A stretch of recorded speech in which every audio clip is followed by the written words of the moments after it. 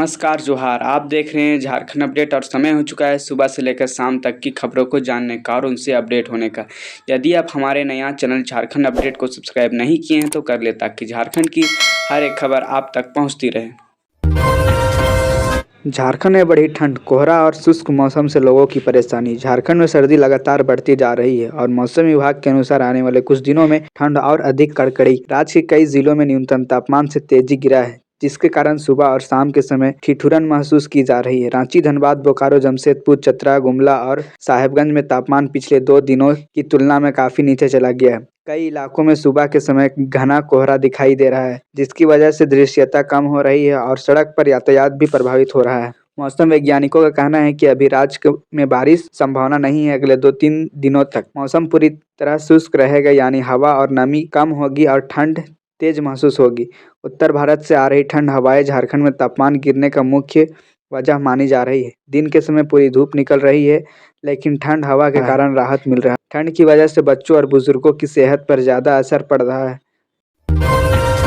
गुमला में दर्दनाक हादसा, आग में झुलसकर 1.5 साल के मासूम की मौत। गुमला जिले के कमडारा थाना क्षेत्र के सरिता गांव में एक बहुत ही दुखद और दिल दहला देने वाली घटना सामने आई है। यह सिर्फ 1.5 साल के मासूम नमन लुगुन की आग में जलकर मौत हो गई। घटना तब हुई जब घर के पास रखे पुआल के ढेर में अचानक आग लग गई और बच्चे को बाहर निकालने का मौका भी मिल गया।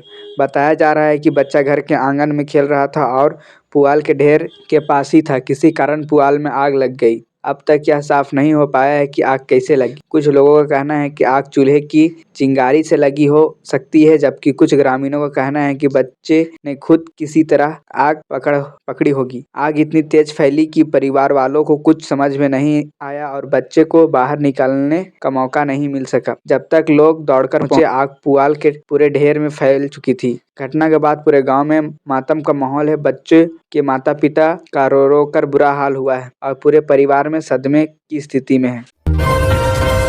बोकारो स्टील प्लांट में वेतन बढ़ोतरी की मांग तेज, कर्मचारियों ने दिया अल्टीमेटम। बोकारो स्टील प्लांट में कर्मचारियों की वेतन बढ़ोतरी और सुविधाओं को लेकर विवाद एक बार फिर तेज हो गया है। लंबे समय से वेतन संशोधन की मांग कर रहे कर्मचारियों ने अब प्रबंधन को स्पष्ट अल्टीमेटम दिया है कि अगर जल्द समाधान नहीं निकला गया तो आंदोलन करने के लिए मजबूर होंगे। कर्मचारियों का कहना है कि वे कई सालों से वेतन बढ़ोतरी का इंतजार कर रहे हैं, लेकिन अब तक कोई ठोस परिणाम नहीं मिला। कर्मचारियों यूनियनों का आरोप है कि महंगाई लगातार बढ़ रही है, लेकिन वेतन उसी स्तर पर रुका हुआ है, जिससे परिवार चलाना मुश्किल हो जा रहा है। कर्मचारियों ने यह भी कहा है कि वेतन के साथ मेडिकल सुविधा, बोनस और प्रमोशन की प्रक्रिया में भी सुधार की जरूरत है। उनका कहना है कि स्टील प्लांट देश की अर्थव्यवस्था में बड़ा योगदान देता है, लेकिन कर्मचारियों की मेहनत का उचित सम्मान नहीं दिया जा रहा है। इस बीच प्रबंधन की ओर से एक प्रतिक्रिया आई है कि अधिकारियों का कहना है कि कंपनी आर्थिक दबाव से गुजर रही है और वेतन पुनरीक्षण का बातचीत चल रही है। उनका दावा है कि सरकार की गाइडलाइन और आर्थिक स्थिति को ध्यान में रखते हुए वेतन बढ़ोतरी पर फैसला लिया जाएगा। हालांकि कर्मचारियों का कहना है कि बातचीत सिर्फ कागजों तक सीमित है और कई ठोस कदम नहीं उठाया गया है।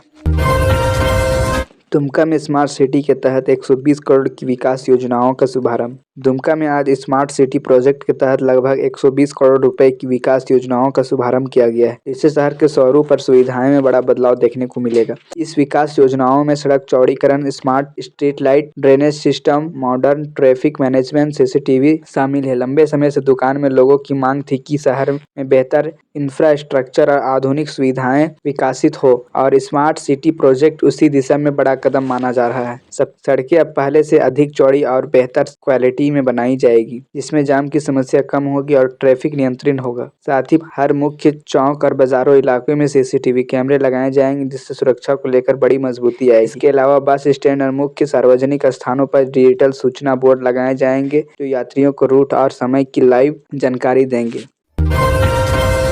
पलामू में किसान महिलाओं के लिए 50 नए महिला डेयरी स्वयं सहायता समूह की शुरुआत। हर सदस्य को मिलेगा स्थिर मानसिक आय का अवसर। पलामू से आई एक शानदार और प्रोत्साहित करने वाली खबर की जो सीधे तौर पर महिलाओं और ग्रामीण अर्थव्यवस्था से जुड़ी है। पलामू जिले में 50 नए महिला डेयरी स्वयं सहायता समूह की शुरुआत की गई है, जिसका उद्देश्य ग्रामीण महिलाओं को आर्थिक रूप से आत्मनिर्भर बनाना और स्थिर आय के अवसर प्रदान करना है। इस समूहों में ग्रामीण क्षेत्रों की महिलाओं को जोड़ा जाएगा और उन्हें दूध उत्पाद, पशुपालन, चारा प्रबंधन, पशु टीकाकरण और मार्केटिंग की पूरी ट्रेनिंग दी जाएगी। हर समूह को सरकार की ओर से शुरुआती वित्तीय सहायता, सब्सिडी पर गाय भैंस चारे की सहायता और डेयरी उपकरण भी उपलब्ध कराए जाएंगे। सबसे अहम बात यह है कि समूह द्वारा उत्पादित दूध को जीरा डेयरी संघ और निजी कंपनियों के साथ सीधे जोड़ दिया जाएगा, ताकि महिलाओं को दूध बेचने में बाजार खोजने की परेशानी न हो और उन्हें नियमित भुगतान मिलता रहे। अधिकारी बताते हैं कि शुरुआत में हर सदस्य को 6,000 से 9,000 रुपये प्रति माह की कमाई होने की संभावना है और जैसे जैसे उत्पाद और गुणवत्ता बढ़ेगी, आय 15,000 रुपये माह या उससे अधिक भी हो सकती है।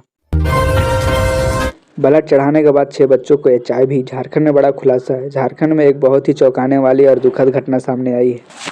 थैलेसीमिया से पीड़ित 6 बच्चों को ब्लड ट्रांसफ्यूजन के बाद HIV पॉजिटिव पाया गया। थैलेसीमिया एक ऐसी बीमारी है जिसमें मरीज के शरीर में पर्याप्त खून नहीं बनाता है, इसलिए उन्हें बार बार ब्लड चढ़ाना पड़ता है। इन बच्चों को भी इसी इलाज के दौरान ब्लड चढ़ाया गया था, लेकिन जांच में खुलासा हुआ कि ब्लड में HIV वायरस मौजूद था, जिसके कारण बच्चों को यह संक्रमण हो गया। यह घटना सामने आया झारखंड को स्वास्थ्य विभाग और ब्लड बैंक सिस्टम पर गंभीर सवाल खड़े हो गए हैं। सरकार का नियम है कि मरीज को खून चढ़ाने से पहले ब्लड की पूरी जांच की जाती है। HIV पॉजिटिव और अन्य संक्रमितों की पूरी स्कैनिंग के बाद ही ब्लड देने की अनुमति मिलती है, लेकिन इस मामले में साफ तौर पर भारी लापरवाही देखी गई है।